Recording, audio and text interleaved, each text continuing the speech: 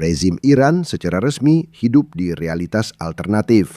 Meskipun telah kehilangan para pemimpin tertinggi mereka dan militer mereka benar-benar dihancurkan, Teheran baru saja merilis daftar tuntutan yang tidak masuk akal untuk mengakhiri perang ini.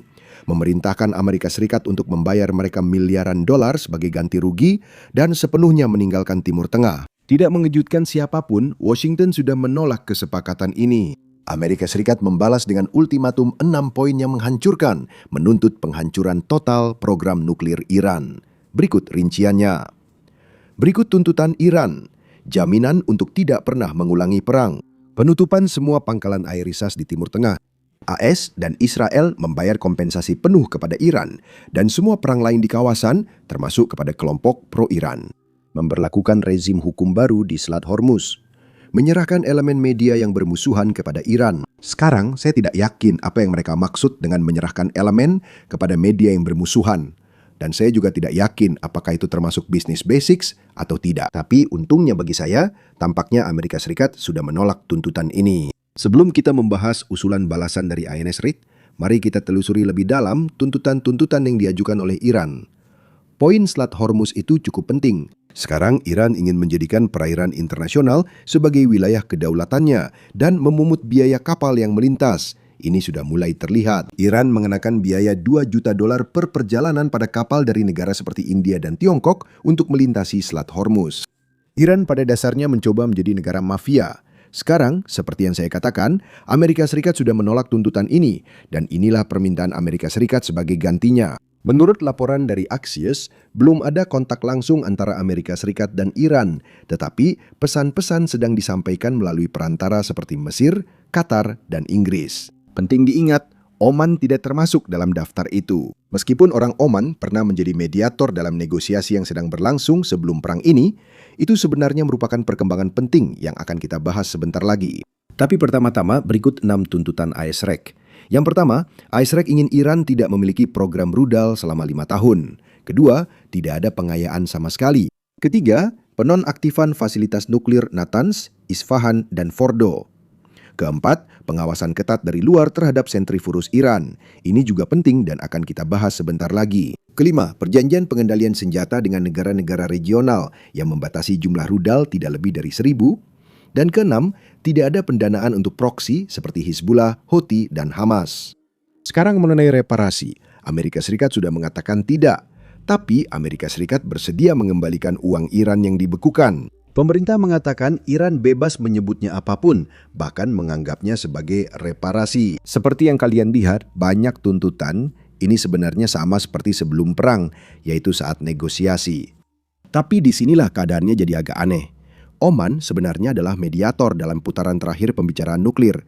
Setelah pembicaraan gagal, Menteri Luar Negeri Oman secara terbuka menyampaikan sesuatu yang mengejutkan banyak orang. Dia mengatakan bahwa Iran telah menerima banyak tuntutan dari daftar tuntutan AS Serikat. Jadi dia tidak mengerti mengapa AS Serikat benar-benar melancarkan perang ini. Silakan dengarkan. Apa yang Iran sepakati dengan Anda yang belum pernah mereka lakukan sebelumnya? Kesepakatan bahwa Iran tidak akan pernah memiliki bahan nuklir yang dapat digunakan untuk membuat bom. Ini adalah sesuatu yang tidak ada dalam kesepakatan lama yang dinegosiasikan pada masa Presiden Obama. Karena sekarang kita berbicara tentang tidak ada penimbunan. Jadi bahan yang diperkaya, hal-hal yang bisa digunakan sebagai bahan bakar nuklir untuk bom. Anda mengatakan Iran tidak akan menyimpannya di tanah mereka sendiri. Mereka akan menyerahkannya. Mereka akan menyerahkannya? Mereka tidak akan benar-benar bisa mengumpulkan bahan yang memungkinkan mereka membuat bom. Tidak ada akumulasi. Jadi tidak akan ada akumulasi, tidak ada penimbunan dan verifikasi penuh. Saya rasa itu juga pencapaian yang sama pentingnya, verifikasi penuh dan komprehensif oleh IAEA. Persediaan yang masih ada saat ini. Barang-barang yang masih ada di Irak. Saya rasa sekarang sudah ada kesepakatan bahwa ini akan diturunkan kadarnya hingga ke tingkat terendah yang memungkinkan. Ke tingkat netral, tingkat alami, yang berarti dan diubah menjadi bahan bakar. Dan bahan bakar itu akan menjadi tidak dapat diubah kembali. Itu akan menjadi sesuatu yang signifikan. Itu sangat signifikan. Dan menurut saya kita sepakat tentang hal itu. Bahkan nanti dalam wawancara ini, dia bahkan mengatakan bahwa Iran terbuka untuk mendiskusikan program rudal balistiknya yang merupakan salah satu titik permasalahan terbesar jika kita mendengar pejabat Iran berbicara di depan umum. Tapi perhatikan baik-baik kata-katanya. Dia tidak mengatakan pengayaan nol. Dia mengatakan Iran telah setuju untuk nol akumulasi. Sekarang saya jujur saja, saya bukan ahli nuklir dalam arti apapun, jadi saya tidak benar-benar yakin apa artinya itu. Nol akumulasi harusnya berarti nol pengayaan. Kalau memang begitu, kenapa tidak langsung bilang begitu saja? Dan kemudian di akhir klip yang baru saja Anda lihat, dia mengatakan bahwa dia percaya ada kesepakatan pada beberapa poin. Itu juga agak membingungkan. Ada kesepakatan atau tidak? Kata dia percaya sepertinya agak membingungkan, bukan? Karena Amerika Serikat, orang-orang yang pergi untuk bernegosiasi atas nama Amerika Serikat, Steve Witkoff dan Jared Kushner, secara terbuka mengatakan bahwa Iran tidak menyetujui apapun yang diminta oleh AS. Dan kemudian ada juga Menteri Luar Negeri Iran yang juga secara terbuka mengatakan bahwa Iran tidak akan pernah menyerahkan pengayaan dan tidak akan pernah menyerahkan rudal balistik. Jadi agak membingungkan bahwa mediator justru keluar dari negosiasi dengan merasa jauh lebih percaya diri dibandingkan kedua pihak yang benar-benar bernegosiasi.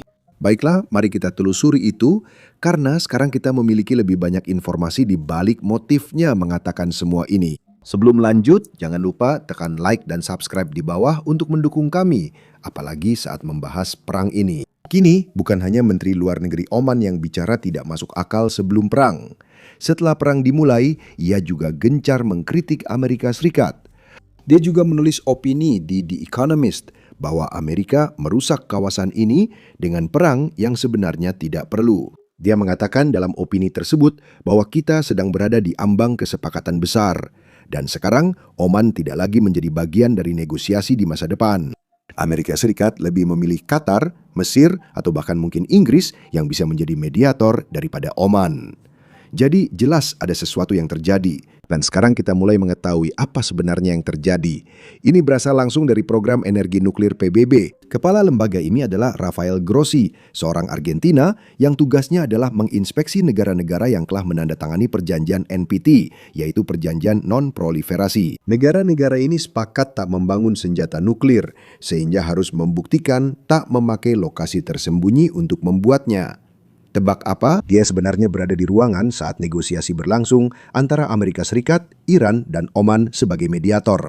Dan dia ada di sana untuk memastikan semua detail teknis dari apapun yang disepakati benar-benar dipahami oleh semua pihak yang terlibat.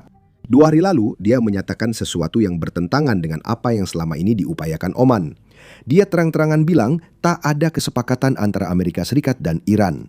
Silakan dengarkan. Menurut Anda, bisakah bagian kesepakatan yang sedang disusun sebelum pengeboman di mana Iran akan melakukan downblend dihidupkan kembali? Maksud saya, Menteri Luar Negeri Oman di program ini mengatakan bahwa Iran telah setuju untuk tidak menimbun sama sekali, bahwa mereka telah setuju untuk mengirimkan bahan itu keluar dan mengencerkannya melakukan downblend. Ya. Apakah benar-benar ada kemungkinan tercapainya kesepakatan? Karena hanya beberapa jam sebelum pengeboman dimulai, dia mengatakan kepada kami bahwa perdamaian itu mungkin. Negosiasi selalu membuka kemungkinan kesepakatan. Itu tidak bisa disangkal. Tapi Anda percaya bahwa Iran benar-benar menawarkan sebuah opsi? Ada diskusi, tapi tidak ada kesepakatan.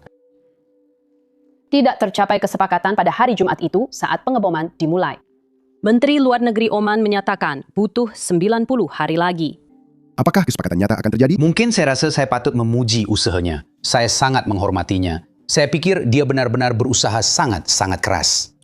Dan kami melakukan diskusi panjang. Dia mengundang saya masuk tentu saja bersama dengan 2 pihak yang bertikai hari ini. Jadi kami melakukan diskusi yang sangat jujur dan sangat mendalam. Jadi tidak bisa disangkal. Kemuliaan. Dari upaya seseorang mencegah perang, saya mengapresiasi itu sebagai diplomat. Sekarang, dia sangat diplomatis dan netral. Dia tidak menuduh Menteri Luar Negeri Oman berbohong, hanya mengatakan yang didengarnya hanyalah diskusi tanpa ada kesepakatan apapun. Saya ingin memberi latar belakang tentang orang ini karena banyak yang bilang dia pro-Amerika sehingga mendukung cerita Amerika Serikat. Rafael Grossi telah 40 tahun berkecimpung di diplomasi nuklir. Ia orang Argentina, bukan Amerika. Ia pernah dikritik Amerika Serikat, Iran, Rusia, dan Tiongkok dari semua pihak. Siapapun yang bisa Anda pikirkan, ya mereka tidak senang dengannya, karena dia biasanya netral, tidak memihak siapapun. Dan di atas semua itu, meskipun negara-negara mengkritiknya pada tahun 2023, ketika dia diangkat kembali dengan suara bulat. Artinya, negara-negara seperti Rusia dan Tiongkok, negara-negara yang bisa dengan mudah Anda katakan bukan penggemar Amerika Serikat, mendukungnya karena dia melakukan pekerjaan dengan baik. Mereka menganggapnya sosok netral yang berupaya mencegah proliferasi nuklir. Itulah mengapa setelah mendengar Kepala Energi PBB bilang tidak ada kesepakatan, menurut saya pernyataan Oman tidak masuk akal. Jelas, Iran tidak berniat melepaskan ambisi bom nuklirnya, dan Iran juga tidak berniat menghentikan pengayaan. Jadi menurut saya, setidaknya tidak masuk akal jika Oman membelanya. Padahal, Iran sudah mengebom Oman sejak perang mulai, jadi menurut saya ini tidak masuk akal. Sekarang, jika Anda seseorang yang lebih memahami politik Timur Tengah daripada saya, mungkin bisa jelaskan kepada kami di kolom komentar. Tapi Oman sekarang keluar dari negosiasi karena tindakan yang mereka lakukan sendiri. Silakan simpulkan sendiri. Sekarang inilah bagian yang lebih menarik. Rafael Grossi juga menyampaikan hal penting, yaitu tidak ada perang yang benar-benar dapat menghancurkan program nuklir Iran. Pada akhirnya, harus ada kesepakatan nuklir jika kita ingin memastikan Iran tidak mendapatkan senjata nuklir. Perang ini hanya memberi kita waktu tambahan karena Iran belum dapat segera membuat senjata nuklir. Artinya, mereka harus menghitung ulang apakah benar perlu terburu-buru membuat senjata nuklir. Namun perang tidak menyelesaikan masalah. Ini hanya memberi IS dan dunia waktu lebih lama. Mohon dengarkan. Sekali lagi, mengacu pada JCPOA, JCPOA didasarkan atau bergantung pada jenis sentrifus yang sangat primitif. Sekarang Iran memiliki mesin yang paling canggih, cepat, dan efisien yang ada. Dan mereka tahu cara membuatnya. Selain itu, mungkin ada tempat-tempat di luar sana yang bukan merupakan tempat nuklir. Jadi maksud saya, itu bisa saja bengkel, puluhan bengkel yang ada, dan kemampuan ini memang ada. Inilah mengapa saya katakan bahwa kita masih perlu menemukan kerangka kerja. Kerangka kerja yang disepakati, yang akan memberikan kita kejelasan dan gambaran yang jelas tentang di mana mereka berada, kemana mereka ingin pergi. Karena perang ini tidak akan menghancurkan ambisi nuklir Iran. Saya akan katakan perang apapun. Kecuali jika itu adalah perang nuklir dan Anda memilih kehancuran dengan cara yang tak terbayangkan, yang tentu saja kita harap tidak akan pernah terjadi. Izinkan saya menjelaskan poin tentang sentrifus yang baru saja dia sampaikan sejelas mungkin. Sebagai catatan, saya bukan ilmuwan nuklir. Jadi, jika saya membuat kesalahan dan jika Anda adalah seseorang yang lebih tahu, silakan tinggalkan komentar di bawah. Sekarang, sentrifus adalah mesin yang memperkaya uranium. Dan setelah uranium diperkaya sampai titik tertentu, 90% Anda bisa menggunakannya untuk membuat bom nuklir. Sekarang, poin penting yang harus kita ingat adalah bahwa Iran sekarang memiliki sentrifus yang jauh lebih canggih daripada yang mereka miliki pada tahun 2015 ketika ada kesepakatan nuklir antara Amerika Serikat dan Iran.